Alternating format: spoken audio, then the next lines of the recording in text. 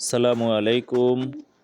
শিল্পচার্য উদ্যান ময়মনসিংহ, যেটা জয়নাল আবদিন শিল্পচার্য উদ্যান নামে পরিচিত, ময়মনসিংহের এক ঐতিহ্যবাহী এবং বিশাল বড় পার্ক।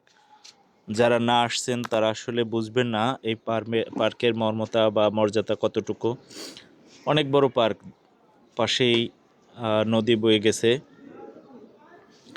আপনাদের যদি বলতে পারি, এই নদীটা হচ্ছে একবারে ভারতের হিমালয় থেকে নেমে আসছে, যেটা ব্রহ্মপুত্র নদ নামে পরিচিত। ময়মনসিংহের একমাত্র নদী ব্রহ্মপুত্র নদ। এটা এখন দেখা যায় খুব শান্ত এবং খুব নিচে নেমে গেছে এবং শান্ত, এক কথায়। তো এটা যে কতটা ভয়ঙ্কর হয় এটা দেখা যায় বর্ষার মৌসুমে। পানি একবার অলমোস্ট এই পর্যন্ত চলে আসে, এই ঘাসগুলো যে দেখতেছেন এই পর্যন্ত চলে আসে। এখন অলমোস্ট বিকেল হয়ে যাচ্ছে, সবাই খেলনা নিয়ে তৈরি করে রাখছে, বাচ্চারা আসবে খেলনাগুলো দেখাবে। তো নদীটা আসলে ভালো লাগে। ওপারে আবার আরেকটা রিসোর্টের মতো আছে, ছোট ছোট নৌকা দিয়ে ওপার যায়।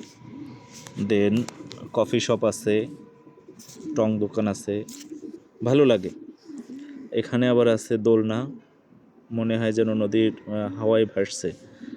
দোলনাটা আমিও খেয়েছিলাম, ভালো লাগে, যদিও কাপুল দোলনা, খুব ভালো।